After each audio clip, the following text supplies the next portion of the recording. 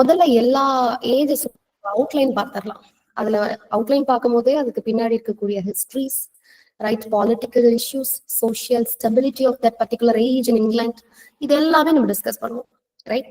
அதுக்கப்புறம் எலாபரேட்டா I deal with each and every period in British literature, right. And then we'll continue the rest of the topics.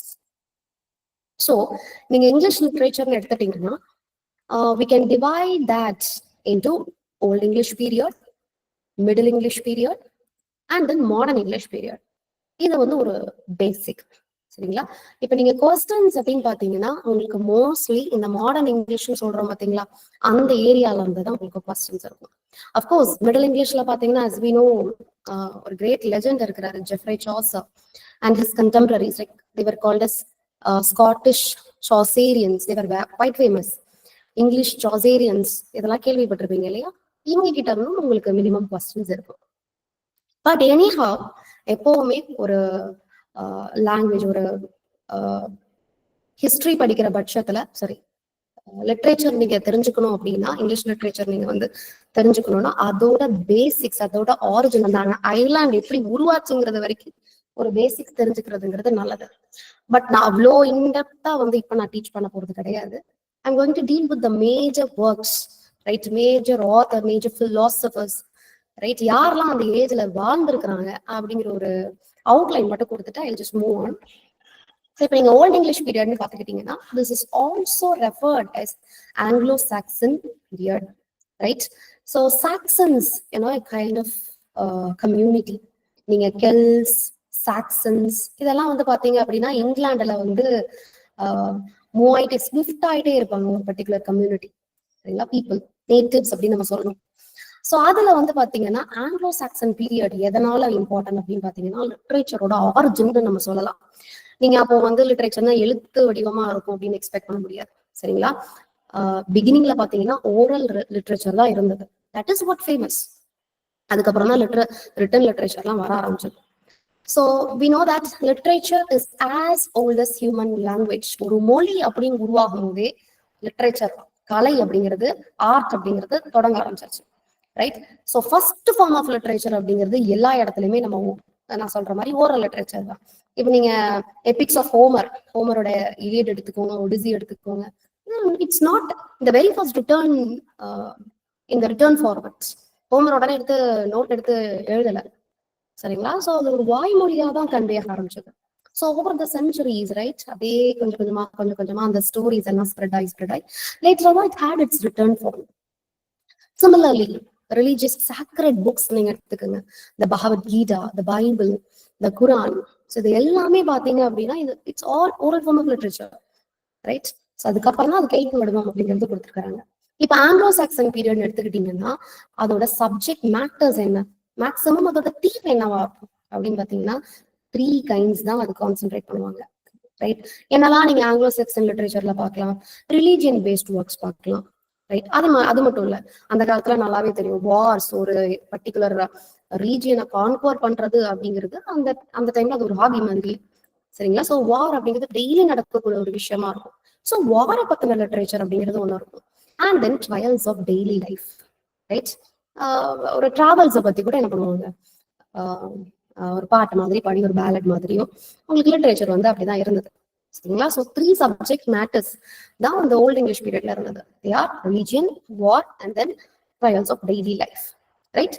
இந்த trials of daily life ஒரு best example கொடுத்துருக்கேன் பாருங்க, டியோஸோட lament, right? Are yes tell me ma'am. Slide change ஆகல ma'am, first ஸ்லைட்ல இருக்கு. What about now? Yes ma'am, it's visible. So பாருங்க, Venerable Bede, he is considered as the father of English history. So Venerable Bede பாத்தீங்கன்னா இந்த Anglo Saxon பீரியட்ல வாழ்ந்த ஒரு monk. We can call him as a philosopher also. ஏன்னா அந்த காலகட்டம் எப்படி இருந்தது அப்படிங்கறத ஒரு அழகா ஒரு ஒர்க்ல வந்து ப்ரொடியூஸ் பண்ணிருப்பாரு, ecclesiastical history of the English people அப்படின்னு சொல்லிட்டு, right? We can come to know about the history of English people by reading this book. That's why he is referred as father of English history. ஏன்னா அந்த புக்கை read பண்ணி அந்த பீப்புளோட ஹிஸ்டரியை நம்ம தெரிஞ்சுக்கலாம் இல்லையா? ஸோ ஹிஸ்டாரிக்கல் லிட்ரேச்சர் அப்படிங்கிறது இவர் தான் கொண்டு வர. அதனாலதான் Venerable Bede is considered as father of English poetry, right? And then middle English period. இப்போ நீங்க ஓல்ட் இங்கிலீஷ் பீரியட்ல பாத்தீங்க அப்படின்னா I didn't mention the work called Beowulf. It is an oldest English epic, right? Beowulf, Beowulf. So Beowulf பாத்தீங்கன்னா it is an anonymous work. யார் எழுதுனாங்க, எந்த poet எழுதுனாங்கங்கிற கதைலாம் தெரியாது, ரைட்? அது வந்து ஹிஸ்டாரியன்ஸ் ஃபைண்ட் அவுட் பண்ணல. ஸோ Beowulf பொறுத்த வரைக்கும் பாத்தீங்கன்னா it's a kind of an adventurous story. நீங்க கூகுள் சர்ச் பண்ணீங்கன்னா you can find movies on Beowulf also, right? And remember, there is a Nobel laureate is Seamus Heaney who has given modern translation for Beowulf, right? Hope you can able to understand. Seamus Heaney, he was an Irish writer, right? He won the Nobel Prize in 1995. So, this is one of the methodology you should follow when you are preparing for a NET exam. To be frank, 100 years of literature. சரிங்களா, நீங்க trace பண்ண போறீங்க. நீங்க syllabus, old syllabus எல்லாம் எடுத்து பாத்தீங்க அப்படின்னா 2018-19 syllabus எல்லாம் பாத்தீங்கன்னா இட்ஸ் கம்ப்ளீட்லி டிஃபரெண்ட். 2018க்கு முன்னாடி உள்ள சிலபஸ் ஒரு பர்டிகுலர் பீரியடை மென்ஷன் பண்ணிடுவாங்க. லைக் நீங்க வந்து ரெனைசான்ஸ்ல இருந்து விக்டோரியன் ஏஜ் வரைக்கும் பார்க்கணும், அதுல இந்த ஆத்தர்ஸ் அப்படின்னு ஸ்பெசிபிக்கா ஒரு ஸ்பெசிபிகேஷன்ஸ் இருந்தது. பட் இப்போ உங்களோட சிலபி அப்படி கிடையாது. they simply mentioned drama, they simply mentioned novel, right? அப்ப நீங்க எந்த டிராமாஸ், எந்த நாவல்ஸ் இந்த 1000 இயர்ஸ்ல நீங்க போய் படிப்பீங்க? சோ ஒவ்வொரு ஏஜ்ல இருக்கக்கூடிய நாவல்ஸ், பிளேஸ் அப்படிங்கிறது நம்ம படிச்சுதான் ஆகணும். ஐயோ அவ்வளோ படிக்கணுமா? அப்படி கிடையாது. Will make it very simple for you by connecting things. இப்ப நான் சொன்னேன் இல்லையா, Beowulf, இது வந்து ஓல்டு இங்கிலீஷ் எபிக்னு மேம் சொன்னாங்க. இதோட இன்னொரு பாயிண்ட் சொன்னாங்களே, what is that? So Seamus Heaney, a Nobel laureate, who won the Nobel Prize in 1995, has given the modern translation for Beowulf. So this is how we will connect things. இதை நீங்க வந்து Seamus Heaney படிக்கிற வரைக்கும் நீங்க என்ன பண்ணக்கூடாது, wait பண்ணிட்டு இருக்க கூடாது. இதே மாதிரி என்ன பண்ணுவேன், எக்ஸ்ட்ரா பாயிண்ட்ஸ் வந்து சைமல்டேனியஸா என்னோட கிளாஸஸ்ல நான் வந்து இன்க்ளூட் பண்ணிட்டே. What you are supposed to do, ஸ்லைட்ல இல்லாத பட்சத்துல please make note of it. So ஒரு நோட்ஸுக்குன்னு செப்பரேட்டா ஒரு நோட் வைங்க, தனித்தனியா வைக்காம. பேப்பர் 1க்குன்னு ஒரு நோட் வச்சுக்கோங்க, மெயின்டைன் பண்ணுங்க. பேப்பர் 2க்குன்னு மெயின்டைன் பண்ணுங்க. டெஃபினட்டா நடத்தக்கூடிய ஒவ்வொரு ரிசோர்ஸ் பர்சன்ஸும் உங்களுக்குன்னு ஃபேக்சுவல் இன்ஃபர்மேஷன்ஸ் ஆட் ஆன் பண்ணிட்டே தான் இருப்பாங்க. இந்த மாதிரி வந்து டீவியேஷன்ஸ் கொடுத்துதான் நடத்துவாங்க. ஸோ அப்போது தான் உங்களால நிறைய விஷயத்த கவர் பண்ண முடியும், right? This is very important strategy to follow for your NET preparation. Okay, now coming back to the Middle English period. Aha, what a period அப்படின்னு சொல்ற மாதிரி இது இருக்காது. ரீசன் என்ன அப்படின்னு பாத்தீங்கன்னா, ஒரு சைட்ல பாத்தீங்கன்னா வார் ஆஃப் ரோசஸ் ஒரு சைட்ல நடக்கும், ரைட்? 100 years வார் ஒரு சைட்ல நடக்கும். அப்படி இந்த பக்கம் திரும்பிங்க, அதுக்கு முன்னாடி நடந்துடும். It is great plague, right? Great பிளேக்னா ஒரு ராட்டால பரவக்கூடிய ஒரு டிசீஸ், சரிங்களா? என்ன சொல்றாங்க, 1/3 of Indian population are killed because of plague அப்படின்னு சொல்றாங்க. அப்ப எந்த மாதிரியான ஒரு டெவாஸ்டேஷன் பாருங்க. ஸோ மிடில் இங்கிலீஷ் பீரியட்ல மக்கள் வியாதியால இறக்குறாங்க, இன்னொரு சைடு வாரால இறக்குறாங்க, right? On the other hand people were suffered because of poverty. நீங்க யோசிச்சு பாருங்க, ஒரு கண்ட்ரியில வியாதி இருக்கு, வார் இருக்கு, டாக்ஸ் போடுவாங்க, எல்லாத்தையும் பீப்புள் ஃபேஸ் பண்ணணும் அப்படின்னா எப்படி பேலன்ஸ் பண்ண முடியும் லைஃப? எந்த மாதிரியான ஒரு ஸ்ட்ரகிள் இருக்கும்னு யோசிச்சு பாருங்க. ஸோ ஆப்வியஸா சஃபர் பண்றது யாரா இருக்கக்கூடிய புவர் பீப்புள்னா வேற யாரு? பெசன்ஸ், சரிங்களா? சோ அந்த பெசன்ஸ் என்ன பண்றாங்க, ஐயோ எங்களால இந்த கஷ்டத்தை தாங்க முடியலப்பா அப்படின்னு சொல்லிட்டு ஒரு புரட்சி வருது, சரிங்களா? It is referred as peasants revolt that happened in 1381. Remember that year, peasant revolt. It is also called as Wat Tyler Rebellion, WAT, Wat Tyler Rebellion, 1381. எதனால இது வாட் டைலர்? அந்த ரெவால்ட்டை லீட் பண்ணக்கூடிய ஹெட்டோட பேர் வாட் டைலர். அதனாலதான் அதுக்கு what tailor rebellion அப்படின்னு பேரு. Hope you can able to understand. So பாருங்க, 1381ல இது நடக்குது. இதெல்லாம் தான் உங்களுக்கான ஒரு சின்ன பேக்ராப் மிடில் இங்கிலீஷ் பீரியட்.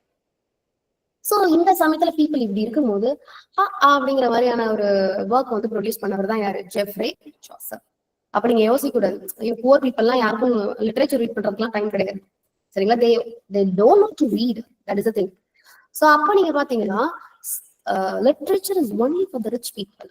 சரிங்களா? அவங்களுக்கு ஒரு என்டர்டைன்மெண்ட் மாதிரி புக்ஸ் அப்படி ரீட் பண்றது அப்படிங்கிறது.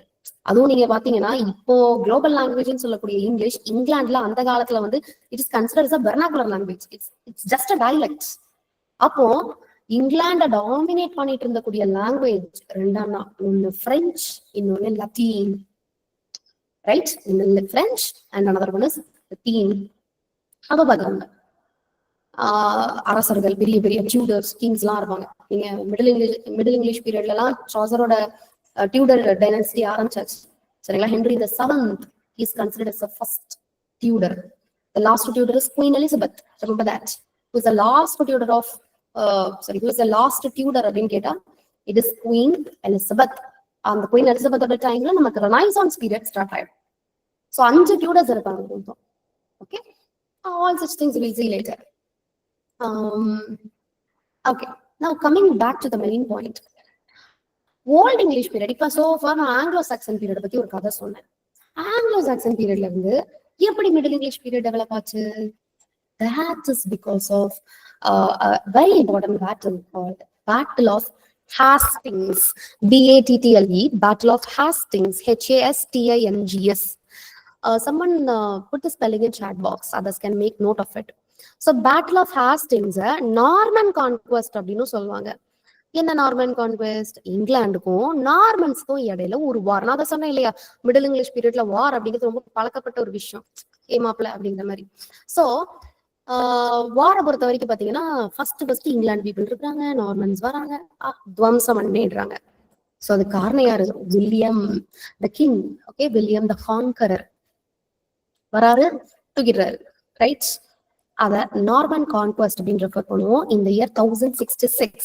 So remember the year 1066 that marks the transition of Middle English period. Right? So Middle English period ஓட ஆரம்பம் நார்மன் கான்குவெஸ்ட். So அதோட லீடர் யாரு? அந்த கான்குவெஸ்ட் பண்ணது யாரு? இங்கிலாண்ட கான்குவெஸ்ட் பண்ணது யாரு அப்படின்னு கேட்டாங்கன்னா that is William the Conqueror.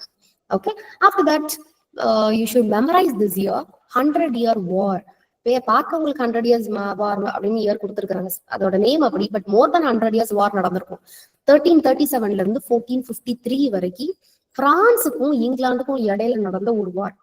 So பாருங்க, ஹிஸ்டரியோட ரெஃபரன்ஸ் நீங்க எடுத்து பாத்தீங்கன்னா அப்போ தொடங்கினப்பாக வேர்ல்டு வார் வரைக்கும் உங்களுக்கு இருக்கதான் செஞ்சது. மேடம், ஆலிஸ்ல வந்து பிரிட்டனும் பிரான்ஸும் ஒன்னாதான மேம் இருந்தாங்க அப்படின்னு நீங்க கேள்வி கேட்கலாம். ஆனா அதுக்கு முக்கியமான காரணம் அப்படின்னு ஒண்ணு இருக்கு. ஏன்னா வேர்ல்டு வார் சமயத்துல, world war first, world war second, 20th centuryல அது நடக்கிற சமயத்துல பாத்தீங்கன்னா ரெண்டு பேருக்கும் காமனான எனிமி, ஒண்ணு ஜெர்மனி, இன்னொன்று ரஷ்யா. ரைட்? அப்போ நண்பன் எதிரிக்கு எதிரி ஒரு பழம் சொல்லுவாங்க. ரைட்? எதிரிக்கு எதிரி நண்பன். அந்த கதை தான், எதிரிக்கு எதிரி நண்பன். சரிங்களா? சோ அப்ப இங்கிலீஷும் பிரெஞ்சு என்ன பண்ணிட்டாங்க, கை கொடுத்துக்கிட்டு வா நம்ம ரெண்டு பேரும் என்ன பண்ணலாம், ரஷ்யாக்கும் ஜெர்மனிக்கும் ஒரு குத்து கொடுக்கலாம் அப்படின்னு சொல்லி அவங்க தான் பண்ணிட்டாங்க. பட் அந்த ரைவல்ரி அப்படிங்கிறது பல வருஷ காலமா இருந்துட்டு இருக்கக்கூடிய ஒரு விஷயம் தான். So that starts from 100 years war. Remember that. So 1337ல இருந்து 1453 Black Death நிறைய டைம் நடக்கும். ஈவன் 17th centuryல கூட உங்களுக்கு Black Death அப்படிங்கிறது நடந்திருக்கு. ரைட்? அதுல ஒரு இன்ட்ரெஸ்டிங்கான ஃபேக்ட் என்னன்னு நான் சொல்றேன், ஜஸ்ட் எழுதி வச்சுக்கோங்க. 1665ல டச் வார் அப்படின்னு ஒண்ணு நடந்திருக்கும். அதே வருஷத்துல கிரேட் பிளேக் அப்படின்னு ஒண்ணு நடந்திருக்கும். சரி, ஆமா, 1665ல இருந்து 1666 அந்த மொத்த வருஷமே உங்களுக்கு கிரேட் பிளேக் தான். And then 1666ல another ஒரு important event, great fire of London. I repeat, 1665 Dutch war. சரி, அது ஓரமா வச்சுக்கோங்க, நம்ம இப்ப அந்த கதை வேண்டாம். இந்த 1665லே கிரேட் பிளேக் அப்படின்னு ஒண்ணு நடக்கும். இப்ப இங்க பாத்தீங்களா பிளாக் டெத், அததான் நான் கிரேட் பிளேக் நாங்க ரெஃபர் பண்றேன். ராட்டால maximum population in England were killed. ரைட்? ஆனா அடுத்த வருஷமே ஒரு நல்ல விஷயம் நடக்குது, that is great fire of London. So இது நல்ல விஷயம்னா எந்த விதத்துலன்னு சொல்றேன். லண்டனோட மேஜர் பிளேசஸ், ரைட், பெரிய பெரிய பில்டிங்ஸ் எல்லாம் பர்ன்ட் ஆயிடுச்சு. ஆனா அதுல நடந்த ஒரே ஒரு விஷயம், நல்ல விஷயம் என்ன அப்படின்னு பாத்தீங்கன்னா, அந்த ராட்ஸ் எல்லாம், டிசீஸ பரப்பின ராட்ஸ் எல்லாம் அதுல செத்து போயிடுச்சு.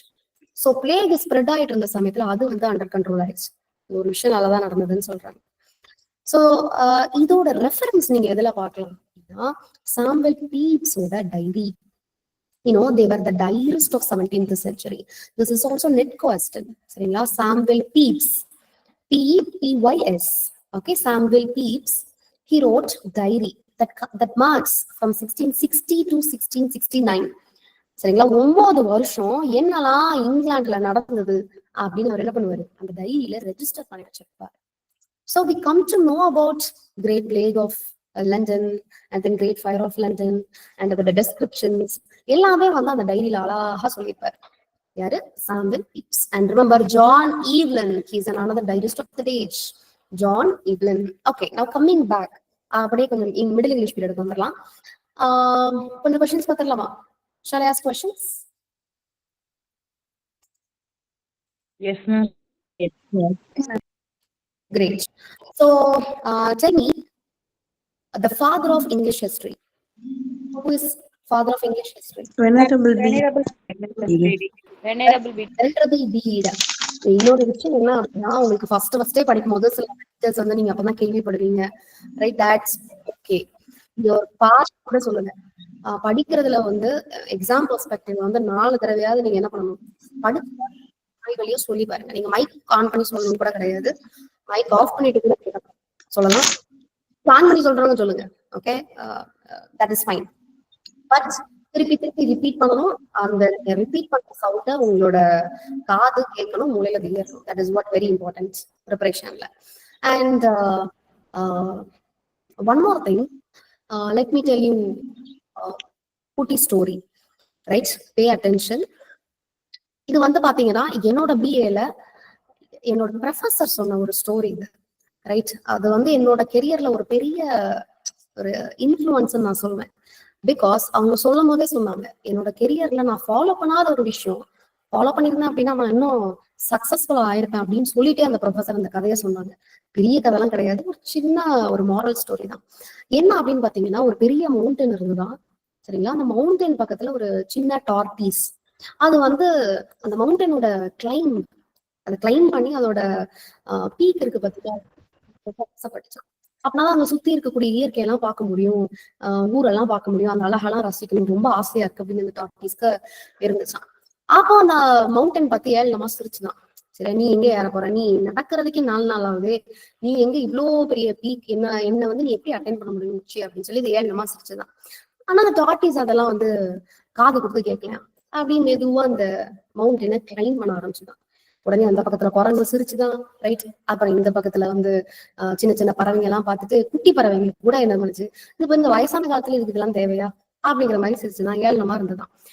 சரி, ஏதோ கொஞ்சம் கொஞ்சமா பாதியா அது முயற்சி பண்ணி ஒரு 50 நாள் கடந்துருச்சு. அப்புறம் பார்த்தா திடீர்னு மழை. 2 நாள் அதால மூவ் பண்ண முடியலையா. அப்படி ஒடுங்கி ஓரமா அந்த ராக்குக்கு கீழே ஒளிஞ்சு அந்த மழை ஸ்டாப் பண்ணதுக்கு அப்புறம் மறுபடியும் ஏறிச்சான். சரியா? இந்த மாதிரி நிறைய ஏழனங்களை அது நிறைய நாட்கள் சந்திச்சுது. சக்சஸ்ஃபுல்லா 100 நாள்ல அது என்ன பண்ணிருச்சு, பீக்க அட்டைன் பண்ணிருச்சான். சோ குரங்கு சிரிச்சது ஒரு சைட்ல, பேர்ட்ஸ் பார்த்து சிரிச்சது, கத்துக்குட்டி எல்லாம் நம்மளை பார்த்து சிரிக்குது. ரைட், இந்த மாதிரி எல்லாம் அதை என்ன பண்ணல, சுத்தி என்னெல்லாம் அதுக்கு டிஸ்ட்ராக்ஷன்ஸ் இருந்ததோ அது எதையுமே அதை வந்து காது கொடுத்தோ அதை பார்க்கவோ அது செய்யல. சோ அதோட ஒரே ஒரு கோல் என்ன, அந்த பீக்க வந்து அட்டைன் பண்ணணும். ரைட், அதுதான் அதோட கோல். சோ பாருங்க எவ்வளவு டிஸ்ட்ராக்ஷன்ஸ் இருந்தது.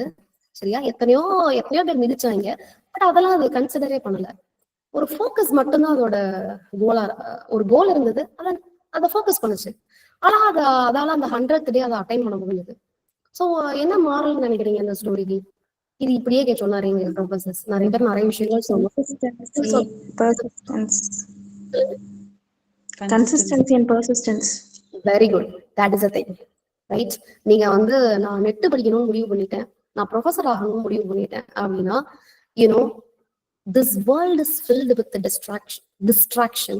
Remember, right? நிறைய வெப் சீரிஸ் ஒரு சைட்ல போகுது, இன்னொரு சைட்ல Instagram, Facebook and so on. Right, இதெல்லாமே டிஸ்ட்ராக்ஷன்ஸ். ரைட், ஆனா இவ்வளோ டிஸ்ட்ராக்ஷன்ஸ்க்கு மத்தியில ஃபோக்கஸா நீங்க படிச்சீங்க அப்படின்னா peak that is NPNH JER. இதை உங்களால அட்டன் பண்ண முடியும்.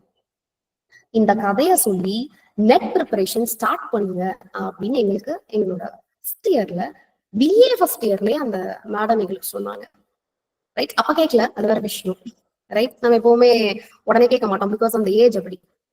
இப்போ பாத்தீங்க அப்படின்னா ஃபர்ஸ்ட் இயர் மேலே சில ஸ்டூடெண்ட்ஸ் இருக்காங்க, தேர்ட் இயர் பில கூட சில ஸ்டூடெண்ட்ஸ் இங்க இருக்கிறாங்க. ஸோ ஃபர்ஸ்ட் இயர்லயோ MA செகண்ட் இயர்லயோ நீங்க இப்போ நெட் ப்ரிப்பரேஷன் ஸ்டார்ட் பண்றீங்கன்னா ரொம்ப ரொம்ப புத்திசாலித்தனமான ஒரு விஷயம் பண்ணிட்டு இருக்கீங்க. சரியா? ஸோ அதை கன்சிஸ்டன்ஸா நீங்க படிக்கும் போது டெஃபினட்டா என்ன பண்ண முடியும், படிச்சு முடிக்கிறதுக்குள்ள ரிசல்ட்ஸ் எடுத்துடலாம் நீங்க. ஓகே, அடுத்த வருஷமே படிச்சு முடிப்பீங்க, உடனே you can go for job. Right, that's the thing. But படிச்சு முடிச்சுட்டு சில பேர் என்ன பண்ணுவீங்க, ப்ரிப்பரேஷன்ல இருப்பீங்க.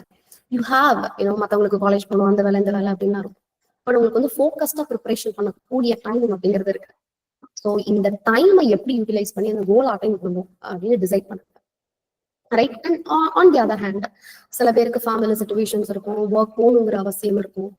ரைட், உங்களோட கெரியருக்காக அடமண்டா எனக்கு வேணும்ப்பா, நான் 3 hours என்னோட கெரியருக்காக நான் ஸ்பெண்ட் பண்ணுவேன், என்னனாலும் பரவாயில்ல, என்ன தலைகீழானாலும் பரவாயில்ல அப்படின்னு சொல்லிட்டு என்ன பண்ணுங்க, 3 மணி நேரம் அட்லீஸ்ட். ஏன்னா 8 மணி நேரம் வேலை பார்ப்பீங்க, 9 மணி நேரம் வேலை பார்ப்பீங்க. உங்களுக்காக உங்களோட கெரியரோட குரோத்துக்காக அட்லீஸ்ட் 3 to 4 hours எப்படியாவது டைமை கிராப் பண்ணுங்க, உட்காந்து ப்ரிப்பரேஷன் ஸ்டார்ட் பண்ணுங்க. சரியா? அட்டைன் பண்றது வந்து பெரிய peak. It's not only net, it is JRF. Right, அப்போ நீங்க அதை அட்டைன் பண்ணணும் அப்படின்னா அஃப்கோர்ஸ் உங்களுக்கு நிறைய டிட்டர்மினேஷன் வேணும். ரைட், ஃபோக்கஸ் வேணும். அது இருந்தா மட்டும்தான் உங்களால கிளியர் பண்ண முடியும். 6 மாசத்துல எடுத்துடலாம். ரைட், ஆனா எல்லாராலையும் முடியுமா? ஃபோக்கஸ்டா படிக்கிறவங்களால டெஃபினட்டா முடியும். சரியா? அந்த டவுட்ஸ், என்னால முடியுமா, ஐயோ நான் படிச்சு முடிச்சு 2 வருஷம் ஆயிடுச்சு, 5 வருஷம் ஆயிடுச்சு, 8 வருஷம் ஆயிடுச்சு, no need to bother about such things. சரியா? உங்களுக்கு வந்து ஒரு ரோல் மாடலா நிறைய கேண்டிடேட்ஸ் இருக்கிறாங்க. சரியா? படிச்சு முடிச்சு கிளியர் பண்ண கேண்டிடேட்ஸ் எல்லாம் இருக்கிறாங்க. ஃபேமிலியில வந்து அடுத்த டைமுக்கு சாப்பாடு இல்லாம கஷ்டப்பட்ட கேண்டிடேட்ஸ் கூட படிச்சு கிளியர் பண்ணி இப்போ ப்ரொஃபசர்ஸா ஒர்க் பண்ணக்கூடியவங்களும் இருக்கிறாங்க. அண்ட் அதே மாதிரி ஃபேமிலி சப்போர்ட் இல்லாம தன்னோட சொந்த முயற்சியால படிச்சு நான் வந்து வின் பண்ணி காட்டுவேன், கிளியர் பண்ணி வேலைக்கு போய் கெத்தா இருக்கிற ஆட்களும் இருக்கிறாங்க. ரைட், அதே மாதிரி ஃபேமிலியும் ஒரு சைட்ல சப்போர்ட் பண்ணுவாங்க. அண்ட் தென் இவங்களுக்கு ஒரு நம்ம நெட் கிளியர் பண்ணணுங்கிற இன்ட்ரெஸ்டோட ஃபேமிலி லேடிஸ் நிறைய பேர் வந்து அப்படியே உங்களுக்கு கிளியர் பண்ணிருக்காங்க. அண்ட் இதை விட ரொம்ப இன்ட்ரெஸ்டிங்கான ஃபேக்ட் என்ன அப்படின்னா, எங்க கிட்ட படிச்ச ஒரே ஒரு பொண்ணு பாத்தீங்கன்னா 10th கரஸ்பாண்டன்ட்ல படிச்சாங்க, 12th கரஸ்பாண்டன்ட், BA கரஸ்பாண்டன்ட், MAயும் correspondent. 1.5 years she has cleared her net. Right, அப்போ it's all about you, how focused you are, how perseverance, how எந்த மாதிரி வந்து கன்சிஸ்டன்சியோட நீங்க வந்து ப்ரிப்பரேஷன்ல இருக்கிறீங்க, that matters. Keep that in your mind. Right, இந்த first டேல ஒரு குரூப் இருக்கு பாத்தீங்களா, அப்படி அழகா ஆன்சர் பண்றதுல இருந்து ஒரு enthusiasm. So the end of the batch அது இருக்கணும், அந்த ஸ்பிரிட் இருக்கணும். இன்னும் லேர்ன் பண்ணணும். You should fall in love with literature. Right, நீங்க படிக்கிறத வந்து என்ன பண்ணுங்க, I love NTA board. Right, I hug my book அப்படின்னு எழுதி வச்சு என்ன பண்ணுங்க, படிங்க. That helps you immensely. Automatically you'll fall in love with the books, NTA questions. Right? Okay, now coming back to questions. Tell me, 100 years war. எப்ப நடந்தது? 1337. 1453. Okay, that is what the time period of 100 years war. Okay, then Venerable Pete கேட்டுட்டேன். Who has given the modern translation for the oldest English epic? Seamus Heaney. Good. Seamus Heaney எந்த வருஷம் Nobel prize receive பண்ணாரு? 1995ல Nobel prize receive பண்றாரு. என்ன country ரைட்டர்னு சொன்னேன், ஞாபகம் இருக்கா? Irish. Seamus Heaney was an Irish author. Okay. Then 1665 ஒரு disease spread ஆச்சு இங்கிலாந்துல அப்படின்னு சொல்லியிருந்தேன். Great Plague. Can you tell me the year? Your voice is muted. Voice is breaking, huh? Now okay, ma'am. Now you can hear me. Great Fire of London எந்த வருஷம்?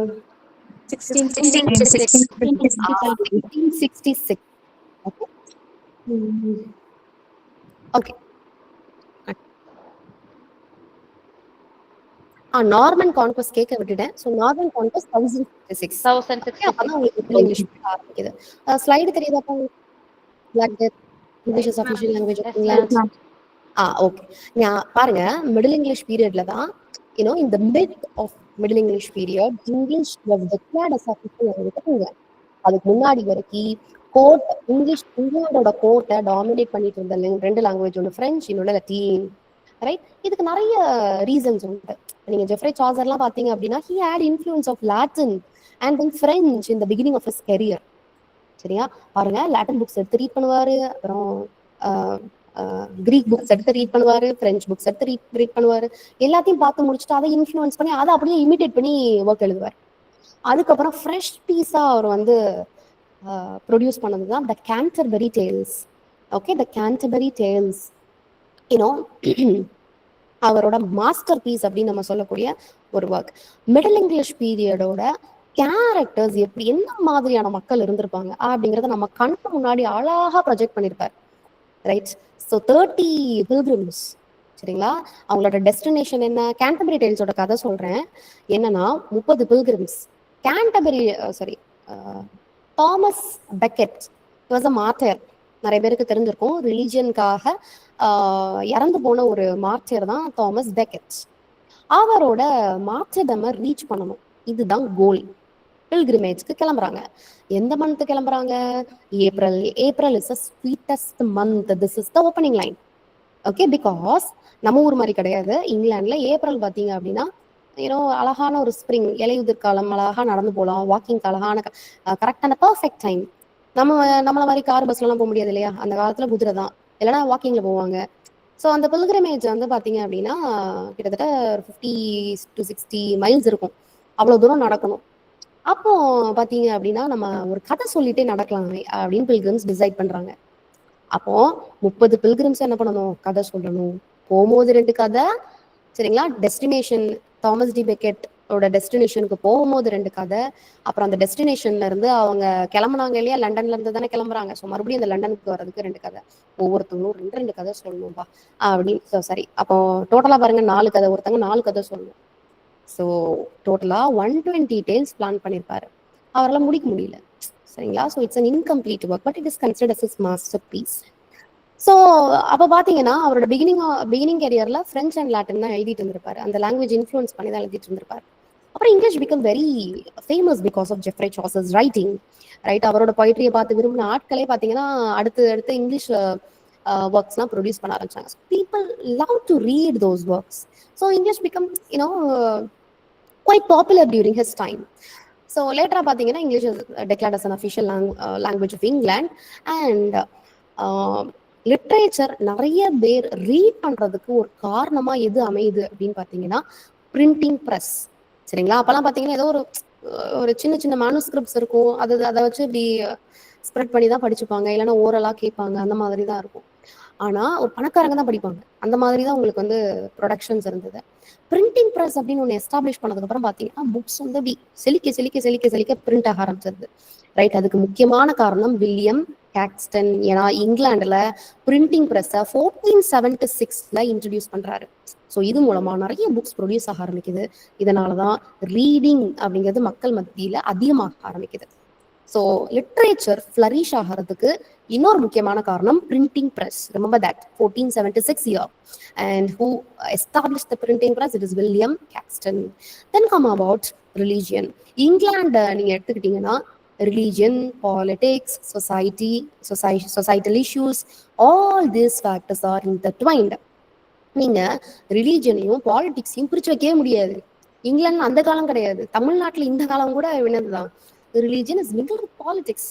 எத்தனை பேர் மதத்தை வச்சு பாலிடிக்ஸ் பண்றாங்க யோசிச்சு பாருங்க.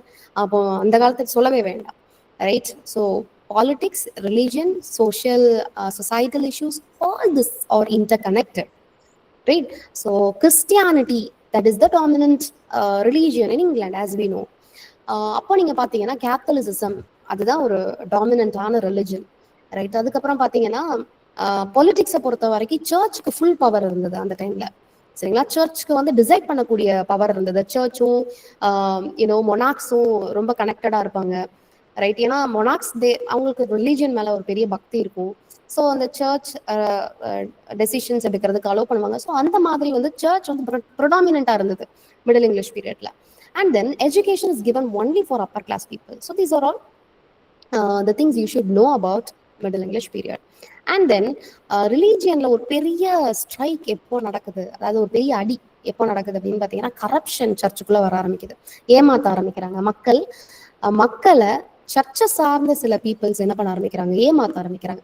இத சார்ஜர் ரொம்ப அழகா தன்னோட கேண்டம்பரி டேல்ஸ் அப்படிங்கிற ஸ்டோரியில சில கேரக்டர்ஸ், ரிலீஜியஸ் கேரக்டர்ஸ், எக்லாஸ்டியாஸ்டிக்கல் கேரக்டர்ஸை இன்ட்ரடியூஸ் பண்ணி சொல்லியிருப்பார், right? Like parson, friar, 8 ecclesiastical characters were there in Canterbury Tales. அதுல சீட்டிங் பண்ணக்கூடிய கேரக்டர்ஸ் எல்லாம் மூலமா நம்ம தெரிஞ்சுக்கலாம், சர்ச்சில் இப்படி கரப்டட் பீப்புள் இருக்கிறாங்க, மிடில் இங்கிலீஷ்ல இப்படி வாழ்ந்துருக்காங்க அப்படிங்கிறத அழகா போர்ட்ரே பண்ணியிருப்பாரு. So such an excellent work was Canterbury Tales. Read பண்றதுக்கும் நல்லா இருக்கும். இப்போ பாருங்க, நம்ம ஆளு சரிங்களா, தாடி வச்சு அழகா இருக்க பாருங்க, ஜெஃப்ரே சாசர். ஸோ இவரோட பீரியடை நம்ம மெடிவல் பீரியட் அப்படின்னு சொல்றோம். He is called the father of modern English literature, right? And then அவரோட மேக்னம் ஆப்பஸ் அப்படின்னு Canterbury Tales சொல்றோம். அண்ட் தென் இது போதும், இப்போதைக்கு நான் உங்களுக்கு அவுட்லைன் தானே கொடுக்குறேன். நான் இன்டெப்தா போகும்போது சாசரோட contemporaries, all such things we'll see. Now Tudor period, நான் சொன்ன மாதிரி மாடர்ன் பீரியடோட ஸ்டார்டிங் பாயிண்ட் டியூடர் பீரியட் தான். சரிங்களா? சாசர்லாம் வாழ்ந்து முடிச்சாச்சு, செத்து போயாச்சு, அதுக்கப்புறம் ஒரு 100 வருஷம் கடந்து போச்சு. சரிங்களா? இப்ப நம்ம ஒரு அழகான பீரியடை பார்க்க போறோம். That is Renaissance. This is complete. Okay, so Renaissance பாருங்க, நமக்கு ரினைசான்ஸ் வந்து நம்ம படிக்க ஆரம்பிக்கும் வந்து ரீபர்த் அப்படின்னு படிச்சிருக்கோம். What kind of rebirth it is?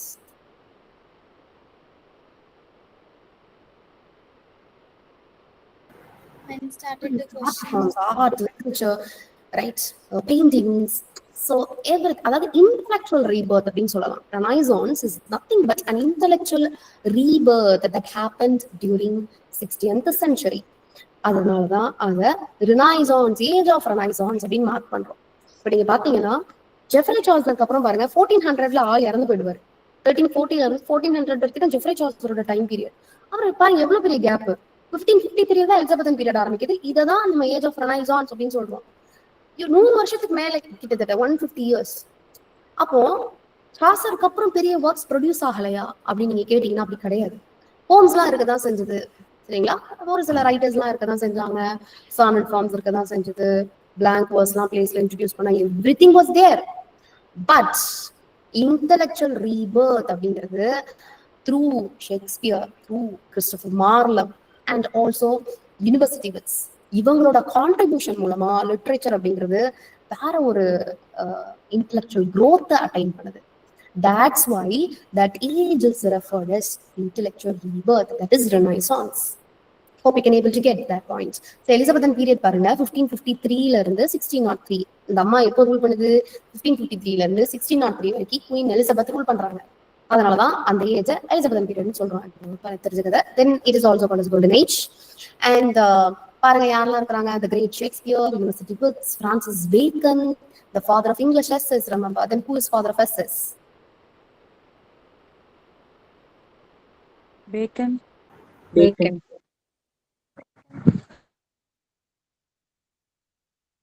No. Essays. Mention Francis Bacon, father of English essays. Montague is father of.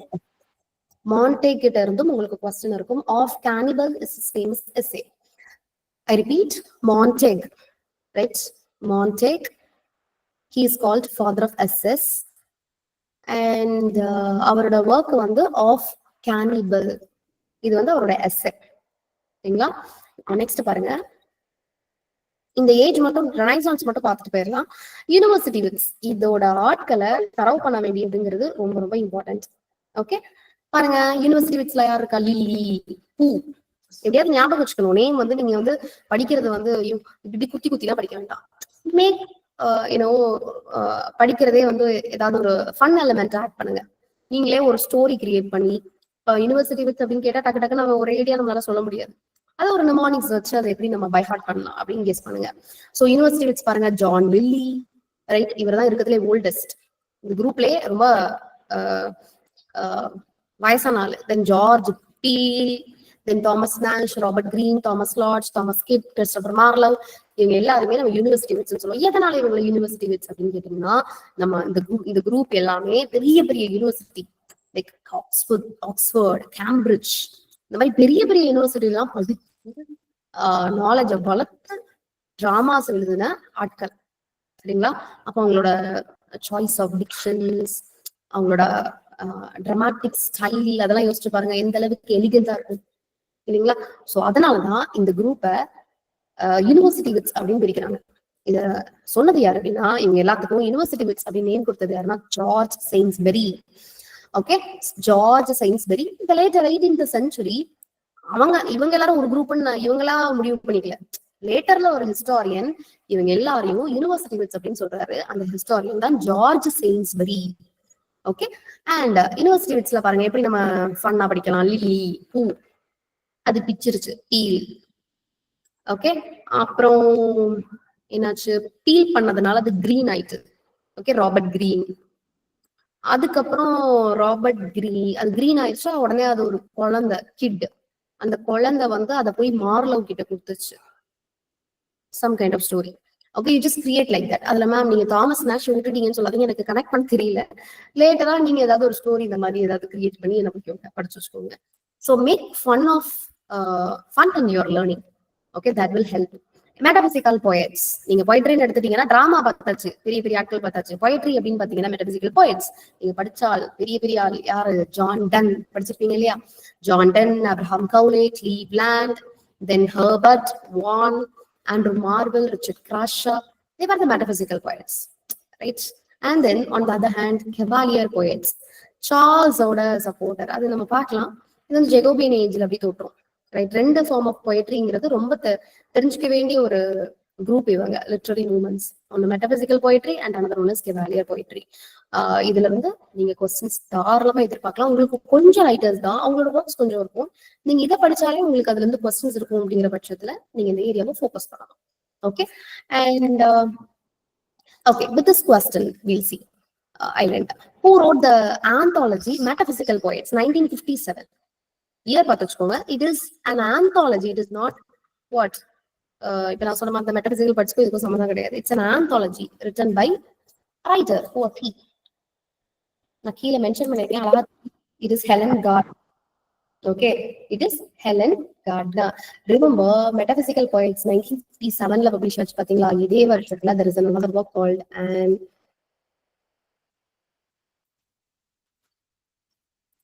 Anatomy of Criticism by Northrop Frye. He is a Canadian critic. Please note it down. Same year. எதனால இதை சொன்னேன்? An Anatomy of Criticism அப்படிங்கிற புக்கும் 1957ல தான் publish ஆயிருக்கும். So two books. One is Metaphysical Poets. It is an anthology. And another one is Anatomy of Criticism. And the author is Northrop Frye. He was a Canadian critic. Okay. நாளைக்கு session வந்து start பண்ணும்போது last questions. So என்ன பண்ணுங்க, இன்னைக்கு சொன்ன points, discuss பண்ண points எல்லாமே தரவா படிச்சுட்டு நெக்ஸ்ட் கிளாஸ்ல பார்க்கலாம். ஓகே கைஸ், ஸோ மேம் இந்த பிபிடிலாம் வந்து அவைலபிளா இருக்குமா மேம் அந்த வெப்சைட்ல? நாளைக்கு உங்களுக்கு அப்லோட் பண்ணி விட்டுறேன். உங்களுக்கு ரெக்கார்டட் வீடியோஸ் வந்து அப்லோட் ஆகும்போது பிபிடியும் சைட்ல அப்லோட் ஆயிடும். Okay okay okay ma'am, thank you. Okay guys, any doubts? ஏதாவது டவுட்ஸ் இருந்ததுன்னா மேம் கிரேட் பிளேக்கும் பிளாக் டெத்துக்கும் என்ன ரிலேஷன்ஷிப்? என்ன அது 1330s நடந்திருக்கு, இது 1660s. Cost today what? கொரோனான்னு சொல்றீங்க இல்லையா? What is that? Pandemic. That is a thing. பேண்டமிக்னு சொல்றோம் இல்லையா? கிரேட் பிளேகும் பிளாக் டெத் அதர் நேம், அவ்வளவுதான். பிளாக் டெத் அப்படிங்கிறது கிரேட் பிளேக பிளாக் டெத் அப்படின்னு ரெஃபர் பண்ணுவாங்க. It's a pandemic. 100 வருஷத்துக்கு ஒரு தடவை பேண்டமிக் நடக்கும் அப்படின்னு சில சயின்டிஸ்ட் வந்து சொல்றாங்க. நீங்க பாருங்க, நீங்க எக்ஸாக்டா பாருங்க, ஒவ்வொரு 100 வருஷத்துல ஏதோ ஒரு டிசீஸ் வந்து ஸ்ப்ரெட் ஆகும். அது வந்து ஒரு சர்டன் பீப்புளை கொள்ளும் அப்படிங்கிற மாதிரி சயின்டிஸ்ட் சொல்றாங்க. அது வந்து நீங்க ஹிஸ்டரியிலே நீங்க பார்க்கலாம். நான் சொன்னேன் 14th செஞ்சுரியில ஒரு தடவை நடந்திருக்கு. அதே மாதிரி பாருங்க 15th செஞ்சுரியில ஒரு தடவை நடந்திருக்கும். அதே மாதிரி நீங்க 16th செஞ்சுரியும் ஒரு தடவை நடந்திருக்கும், 17th செஞ்சுரியும் ஒரு தடவை நடந்திருக்கும். நான் இப்போ உங்களுக்கு 13 இயர்ஸ் மட்டும் மென்ஷன் பண்ணியிருக்கேன் because it has significance in literature. That's why. இப்போ நான் பிளாக் டெத் 14th செஞ்சுரியில நடந்தது அப்படின்னு ஏன் சொன்னேன்? Because that event is connected with the peasant revolt. Peasant revolt is connected with the work of William Langland. லிட்ரேச்சரோட எந்த historical event கனெக்டடா இருக்கோ அந்த year மட்டும் நான் மென்ஷன் பண்ணிருக்கேன். இதே மாதிரி ஒவ்வொரு பேண்டமிக் நடந்திருக்கும். அதோட எல்லா இயர்ஸும் நமக்கு வேணுங்கிற அவசியம் கிடையாது. Can you understand? Can you get the point? Okay. Any other doubts, ma'am? Okay. I'll wait. உங்களுக்கு ஏதாவது டவுட்ஸ் இருந்ததுன்னா கேளுங்க பாப்போம். Thank you.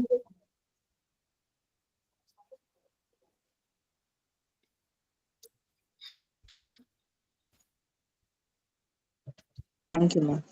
Thank you, guys. Thank you. See you tomorrow. Thank you, ma'am. Thank you, ma'am. Thank you, ma'am. Thank you, ma'am. Thank you.